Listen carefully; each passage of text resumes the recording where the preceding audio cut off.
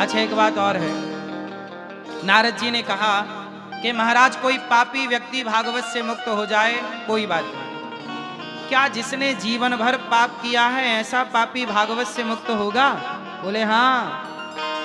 हाँ ये माने वह पाप कृतस्तु सर्वदा सदा दुराचारे रता विमार्गिगाः क्रोधाग्निदग्धः कुटिलाश्च कामिनः सप्ताह यज्ञेन कलौ पुनन्ति ते। कितना भी बड़ा पापी क्यों ना हो भागवत से तर जाएगा।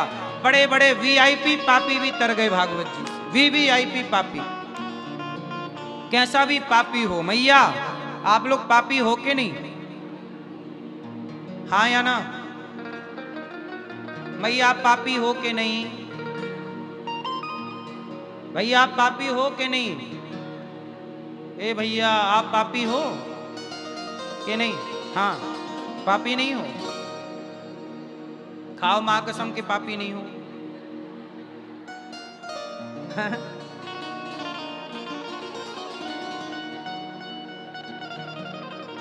इस संसार में ऐसा कौन होगा जो पाप ना किया हो? अरे हम करोड़ों जन्म के पापी हैं।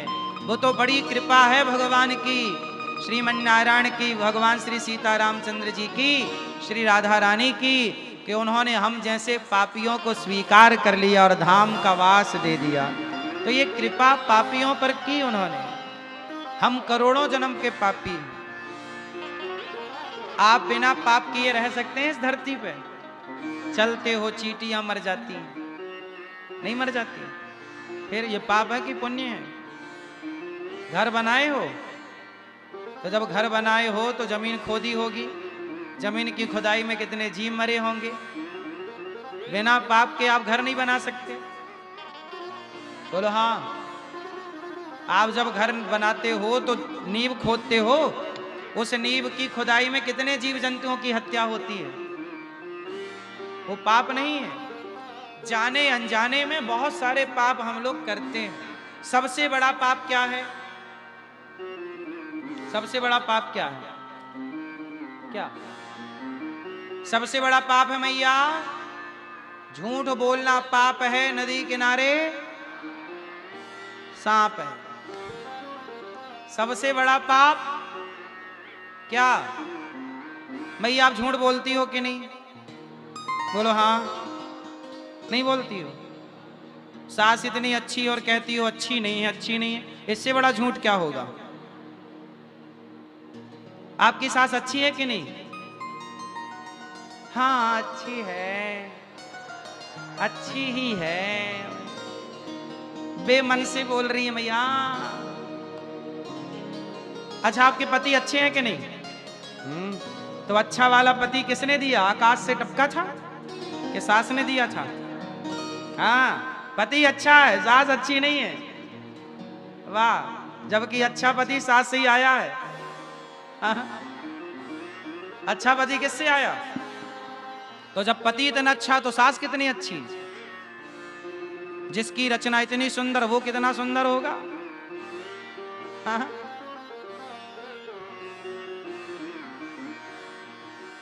ए मैया सास को फोन लगा दी? फोन लगा के मैया बता रही तारीफ चल रही है तुम्हारी। सास नहीं है? कहां गई? सुनो, भक्ति महारानी भक्तों के हृदय में जाकर के बैठ गई।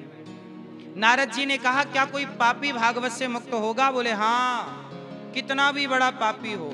एक पंडित जी, अब एक कथा सुनाता हूं जो कथा आपकी भी है, हमारी, हम सबकी एक कथा है। ये शास्त्रों की जो कथाएं हैं ना, वो हम सबकी कथाएं, हम सबके जीवन में रोज होने वाली घटनाएं।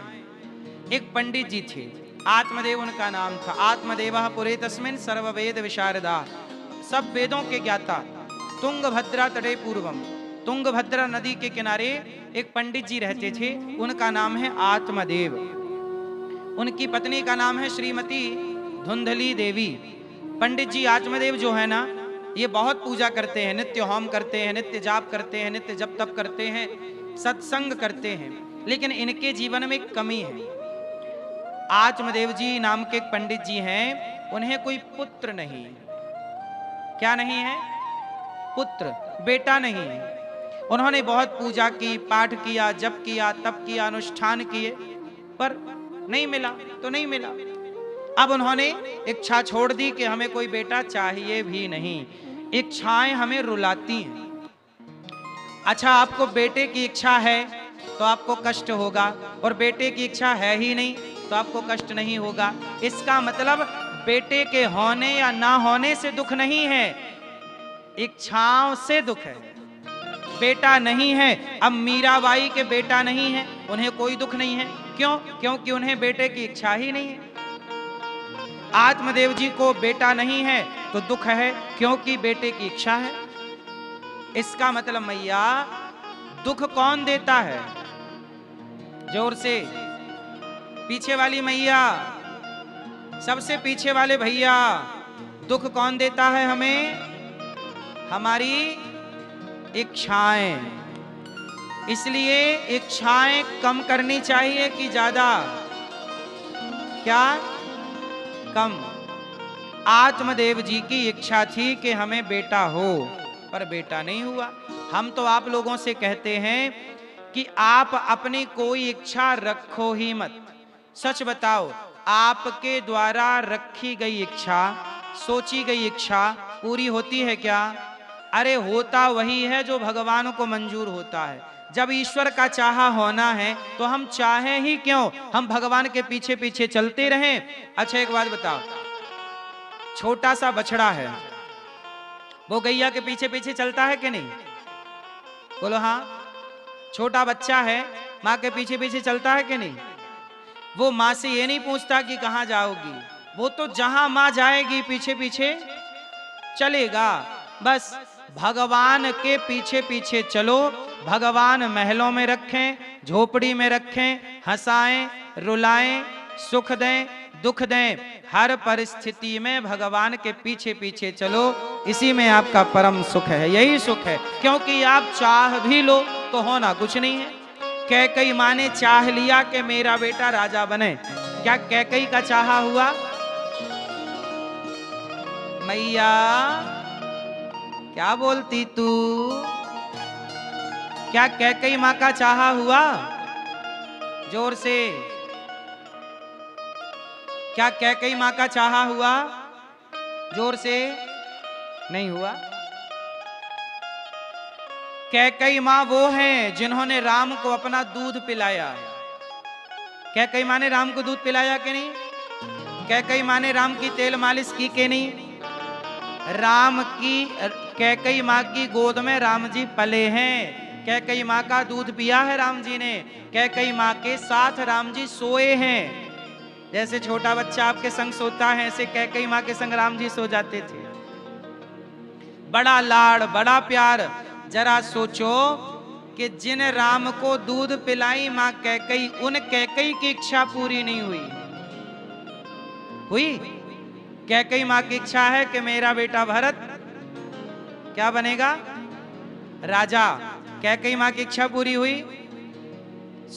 छोड़ो, क्या दशरथ जी की इच्छा पूरी हुई? मेरा राम राजा बनेगा। क्या राम जी, दशरथ जी के जीते जी दशरथ जी की इच्छा पूरी हुई? ना तो कैकई माँ की इच्छा पूरी हुई, ना तो दशरथ जी की इच्छा। जब राम के माता पिता की इच्छा पूरी नहीं हुई, क्यों? क्योंकि जो मंजूर है, जो ईश्वर का प्लान है वही ना होगा, आपका सोचा नहीं होगा। मन चाही नहीं होता है, प्रभु चाही तत्काल। हमारा आपका चाहा नहीं होता, भगवान का चाहा होता है। इसलिए कहता हूं कि मेरी और आपकी अपनी चाह को शून्य कर दीजिए, अपनी चाह को जीरो कर दीजिए और भगवान की चाह में अपनी चाह मिला दीजिए, तो नई राह प्राप्त हो जाएगी आपको। ईश्वर की चाह में अपनी चाह, मेरी अपनी कोई चाह नहीं है। मैं कहाँ जाऊंगा, मेरी कोई चाह नहीं, मेरी कोई इच्छा नहीं। जहां राम ले जाएंगे वहां। ऐसे साधु संत यही कहते हैं, प्रभु जी, हे साधु जी आज क्या खाओगे? अपने राम वही खा लेंगे जो राम जी खवाएंगे। कहाँ जाओगे साधु जी?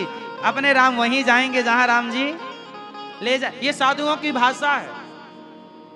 मुझे बचपन में अयोध्या जी में संतों के चरणों में रहने का मौका मिला।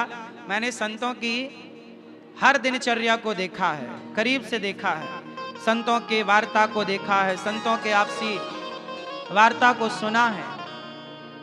कहाँ जाओ, आज क्या खाओगे, जो राम जी खिलाए। मतलब उनकी अपनी कोई कामना नहीं है कि हम क्या खाएंगे, कहाँ जाएंगे, जहां राम जी ले जाएं, जहां राम जी सुलाएं, जहां राम जी रखें।